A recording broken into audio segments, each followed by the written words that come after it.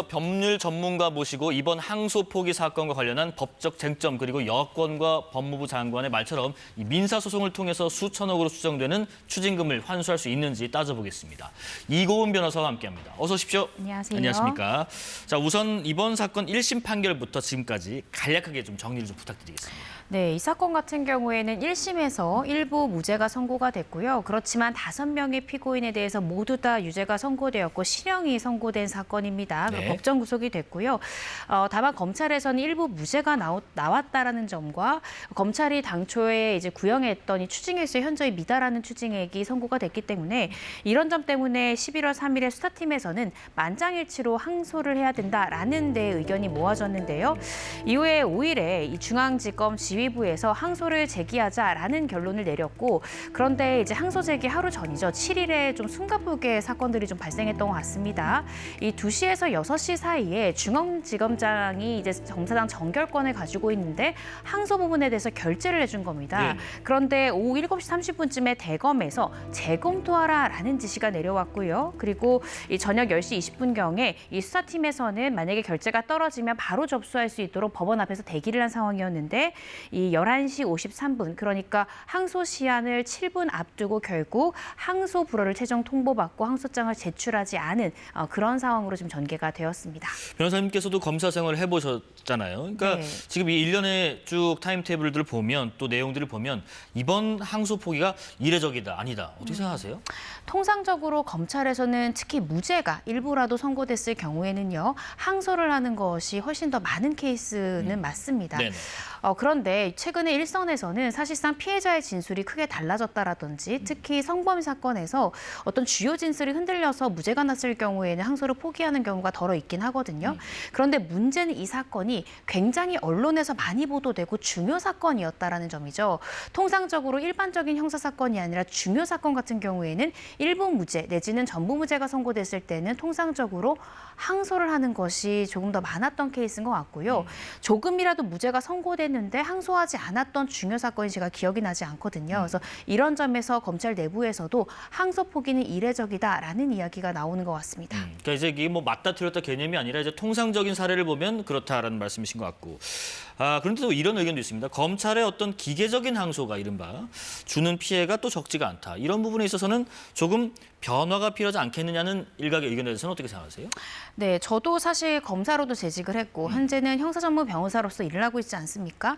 그럼 저도 느끼는 것이 1심에서 누가 봐도 피해자가 거의 무고에 가깝게 허위 증언을 했다라는 점을 검사도 충분히 알 수 있는 공판 상황이 전개됐음에도 1심에서 무죄가 선고되었는데 2심에서 항소하는 경우에는 사실 그 항소를 당하는 피고인 입장에서는 상당한 소송 비용이 증가하고요.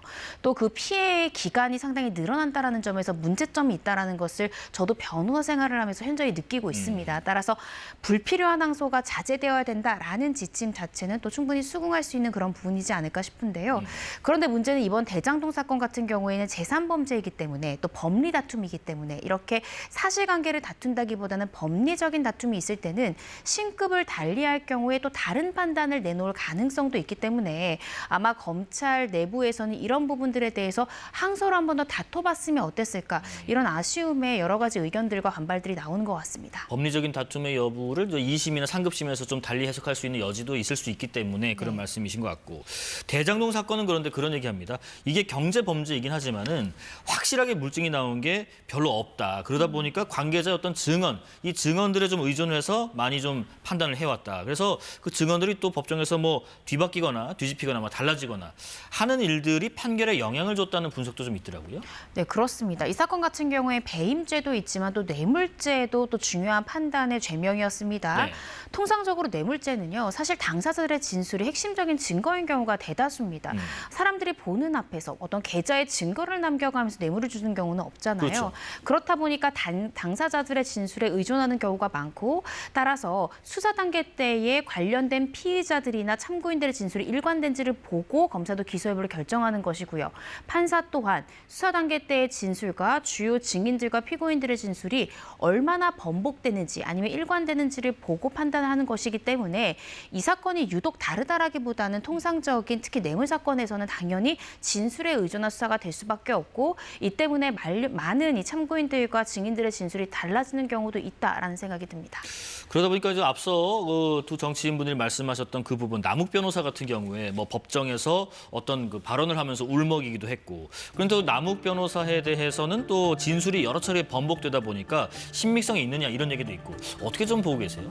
사실 이 부분에 대해서는 어떤 영상 녹화가 되어 있다면 조금 더 확실하게 진실 규명이 될 것 같은데요. 네. 남욱 변호사의 이야기는 지금 화면에서 보시는 것처럼 어떤 애들 사진을 보면서 일종의 협박 같은 걸 당해서 내가 수사 단계 때는 허위로 진술할 수밖에 없었다라는 취지로 이야기를 했습니다.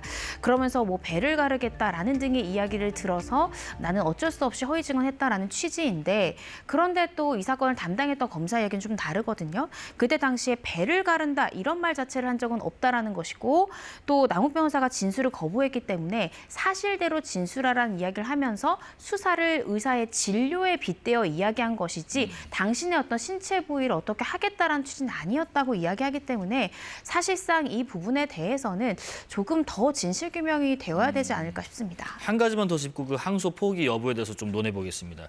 1심 재판부 판결문 보면요. 검찰이 이들을 배임 혐의로 기소한 뒤에 별건 수사를 통해서 작성한 진술 조서를 추가 증거로 제출을 했다. 그래서 증거 능력을 엄격히 제한했다라고 판시를 했는데, 이건 어떤 의미로 우리가 해석해야 됩니까? 네, 저는 사실 이 부분에 대해서는 예. 검찰에서도 분명히 또 가슴 아프게 받아들여야 되는 부분이 있다고 생각이 드는데요. 그 이유가 일단 배임죄로 최초에 기소됐던 사건입니다. 2021년 11월에 이 대장동 민간업자 등에 대해서 검찰이 최초에 이 배임죄로 기소를 했고요. 이후에 2023년 1월에 이해충돌방지법 위반으로 추가 기소를 했던 사건입니다. 근데 문제는 그 사이에 형사소송법이 개정돼서 시행됐다라는 것이 문제인데요. 네.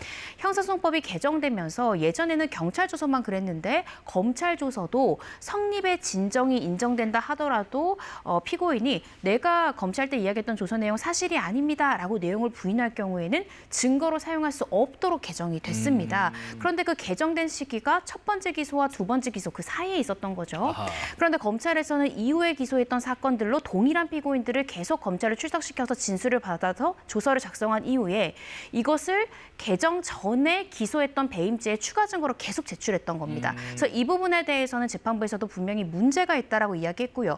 물론 개정 전에 기소했던 범죄이기 때문에 조서의 증거 능력을 증거로 쓰일 수는 있지만 증거로서 우리는 배제하겠다는 결정을 내린 겁니다.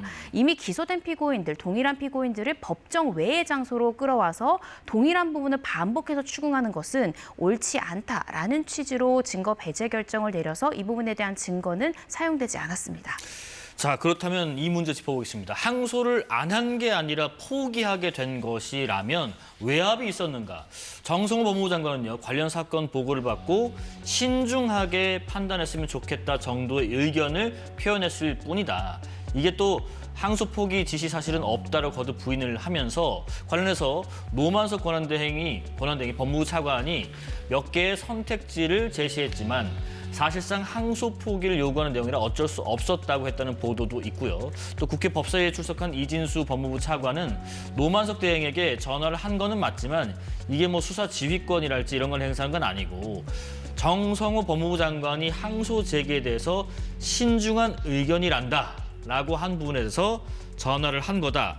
이렇게 입장을 지금 밝혔는데, 자, 이 부분에 대해서 이게 지금 전원을 차관 통해서 들었다라는 게 맞다면 이 신중하게 생각했으면 좋겠다는 부분이 항소 포기로 느끼게끔 될 만한 여지가 있어 보이는지 싶습니다. 저는 정성호 장관 또 차관을 통해서 전달했다는 이 신중하게 판단했으면 좋겠다라는 말을 좀 더 신중하게 했으면 어땠을까? 너무 아쉽습니다. 네. 나보다 상급자가 어찌됐든 단순히 보고를 받는 것에 그치지 않고 우리는 항소 제기하는 것이 타당한 것 같습니다라는 보고를 했을 때 다시 한번 신중히 판단해봐라라고 하면 그것을 듣는 사람 입장에서는 나와 조금 생각이 다를 수 있겠구나라고 충분히 받아들일 수 있을 것 같거든요. 물론 그것을 지시까지 받아들였는가 그 부분에 대해서는 사실상 이 얘기를 전언했던 또 최초에 이야기를 했던 이 부분에 대해서 관련자들에 대한 어떤 수사가 이루어져야 정확하게 알겠지만 현 시점으로는 충분히 대검, 검찰 대행, 검찰총장 대행 같은 경우에는 어느 정도의 심적 부담을 느꼈을 가능성은 있겠다라는 생각이 들고요. 이 때문에 사실은 항소 제기일 마지막 날까지 사실 검사들이 7분 전까지 그 법원 앞에서 항소장을 들고 기다렸다는 것은 원래 검찰 내부에서는 항소 제기 쪽으로 가닥을 잡았기 때문에 제출하려고 했다가 결국 끝에서 이것이 포기가 된 것이거든요. 따라서 이 부분에 대해서는 일정 부분 심적 부담을 느낄 수 있었던 부분은 맞다라는 생각이 듭니다. 예. 일단 뭐 개인적인 의견 좀 들어봤고요. 그럼 그 내용적인 측면에서 하나 더 따져볼 게 있습니다. 지금 검찰 입장에서는 대장동 민간업자들이 이 사업 통해서 대략 7,800억 원에 달하는 이익금을 부당하게 얻었다. 이걸 추징해야 된다는 주장인데 그런데 1심 재판부는요. 이 7,800억 원이라는 추징 주장을 받아들이지 않았습니다. 그 이유가 이해충돌 방지 위반 혐의에 대해서는 무죄다. 이렇게 봤기 때문인데 잠깐 설명해 주실까요? 네, 그렇습니다. 검찰에서는 이 대장동 사업 이익금 7,800억 원 그 자체 전부가 범죄 수익인데 그것이 어디서 기인한 범죄 수익이냐? 이해충돌 행위에 의해서 얻은 이익금이기 때문에 그 전부가 추징되어야 한다라고 구형을 했던 것입니다. 그런데 법원에서는 피고인들이 여러 가지의 그 조서를 받는 상황이나 여러 가지에서도 문제가 있었다라고 지적을 했고요. 뿐만 아니라 이 이해충돌 방지법 상의 비밀 이용행위 자체가 없었다라고 봤고 일부 그런 부분이 의심되는 부분들에 대해서는 이미 공소시효가 지났기 때문에 이해충돌 방지법 위반 자체가 무죄라고 판단했습니다. 네. 그래서 해당 법이 위반이다라는 것을 전제로 해서 전체 수익금 그러니까 7,800억 원 전부가 범죄 수익이기 때문에 추징되어야 됩니다라는 검찰 주장을 법원에서는 받아들이지 않은 것이다 이렇게 이해하시면 될 것 같습니다. 그러면 이 과정에서 검찰 입장에서는요. 배임과 관련해서는 4,800억 원이라는 손해액을 주장하기도 했었는데 근데 또 여기서도 1심 재판부는 배임으로 인한 부당 이득의 규모를 1,100억 원을 판단했고요. 그런데 검찰 추산과 재판부의 입장은 또 다르긴 하지만은 그런데 또 여기서 그럼 부당 이익 규모가 1,100억 원이라고 판단했음에도 추징금은 428억. 이거는 왜 이렇게 줄어든 건가요? 사실 이것을 비법학자가 이해하기에는 굉장히 어려운 논리긴 합니다. 네. 제가 설명을 드리자면 일단은 전체 이 사업으로 인하여 얻은 이득 자체가 검찰은 7,800억 원을 받는데 네. 그렇다라고 한다면 이 성남도시개발공사가 배임 행위로 손해를 입은 금액을 그 전체인 7,800억 원으로 검찰도 보질 않았습니다. 검찰은 이 해당 공사가 입은 이 재산상 피해액이 결국 4,800억이다라고 봤는데 네. 법원에서는 검찰이 배임 행위 관련한 이 손해배상을 산정했던 그 근거 중에 일부 이 손해금을 자체를 인정하지 않았고요. 뿐만 아니라 이 그 이익금 중에서도 성남도시개발공사가 마땅히 취했어야 되는 이 배당 비율도 검찰은 70%로 봤는데 법원은 50%로 그 비율 자체도 낮게 인정하면서 지금 법원에서는 약 1,000억 원 정도가 배임에 대한 손해액이다라고 규정을 한 겁니다. 그렇다라고 한다면 1,000억 정도는 배임액으로도 법원은 본 것인데 그렇죠. 왜 김만배 씨로부터 이 428억만 추징했느냐가 또 의문이 남으실 수 있는데 법원에서는요. 예를 들어 1,100억 원이 배임행위로 인한 손해액이다라고 보더라도 전체 금액을 다 추징해 주진 않습니다. 재량이 있는 것입니다. 기본적으로 배임이라는 것은 피해자가 있는 범죄이기 때문에 원칙적으로는 피해자가 있는 범죄에 대해서는 피해자가 민사소송을 제기할 수 있죠. 그런데 부패방지몰수법의 제6조를 보시면은 피해자가 있다 하더라도 그 피해자가 민사소송 등으로 그 피해액을 환수받기가 심히 곤란하다라고 보일 경우에는 국가가 먼저 그 이익을 추징하고 이를 피해자에게 환수, 돌려주는 조치를 취할 수 있습니다.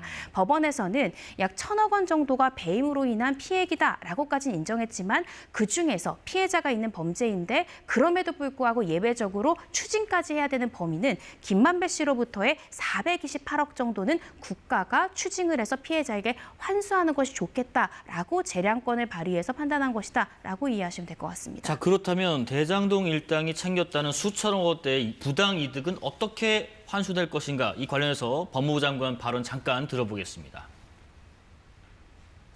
피해자라고 규정되어 있는 성남도시공사에서는 민사소송을 제기하고 있거든요. 그렇기 때문에 일부 언론에서 7천억을 갖다 받지 못했다, 못하게 만들었다고 해서 전혀 사실과 다른 겁니다. 범죄자들이 수익을 갖다가 가져가는 건 안 되는 거 아니겠습니까? 2천억 정도가 추징 보존돼 있고 성남도시공사에서 지금 소송을 제기하고 있기 때문에 업무상 배임이 있기 때문에 이게 특정법에 적용이 안 된다고 하더라도 최대한 다시 입증을 해갖고 범죄 피해액이 민사소송에서라도 저희가 확보될 수 있도록 적극적으로 좀 뒷받침할 계획입니다. 그거. 그런데 지금 이와 관련해서 전직 법무부 장관분들은 의견이 또 다릅니다. 조국 전 장관과 한동훈 전 장관의 얘기인데요.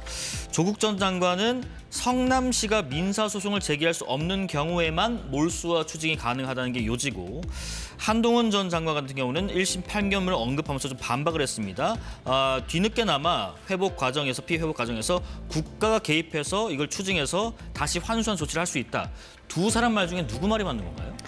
일단은 판결문에 정확하게 적시되어 있습니다. 한동훈 전 대표의 이야기가 판결문에 부합한다라고 저는 생각하는데요. 네. 판결문에서도 이 배임 범죄는 피해자가 분명히 있는 범죄이기 때문에 원칙적으로는 민사소송으로 이 공사가 그 피해를 회복하는 것이 맞지만 이 부패재산물수법 제6조에 따라서 피해자가 민사소송을 통해서도 이러한 피해 회복을 하기 현저히 곤란하다, 심히 곤란하다라는 점이 인정될 때는 국가가 피해자를 대신해서 추징한 다음에 피해자인 공사에게 돌려줄 수 있는데, 현재는 이 민사소송이 제1심 변론기일조차 제대로 열리지 않았고 또 이재명 대통령 등의 재판까지 중단되어 있는 상황이기 때문에 심히 곤란한 상황이 맞다라고 봤기 때문에 428억을 추징을 한 겁니다. 네네. 따라서 지금 이 상황은 물론 민사소송으로도 불가능한 건 아니지만 1심 재판부조차도 민사소송으로 회복하기가 상당히 곤란한 상황이다라는 것을 인정해서 일부 액수에 대해서는 추징하는 선고가 나왔다. 이렇게 이해하시면 될 것 같습니다. 그럼 민사 외에 이 사건의 2심에서는 아까 말씀하신 그 400억 원대 이상의 추징이랄지 검찰에서 구형을 한다거나 뭐 항소를 한다거나 이런 내용을 있을 수가 없는 건가요? 2심에서 예를 들어서 형량, 피고인들이 받았던 형량을 일부 깎으면서 추징 횟수를 조금 높이는 시도가 불가능한 것은 아니지만 현실적으로는 대단히 어렵습니다. 따라서 현실적으로 살펴보자면 결국 무죄가 선고됐던 것이 유죄로 바뀔 수도 없는 것이고요. 실질적인 추징 횟수가 1심에 선고됐던 428억 원을 상회하기는 어려운 상황이다라는 생각이 듭니다. 자, 검사 출신 이고은 변호사와 관련 말씀 나눠봤습니다. 고맙습니다.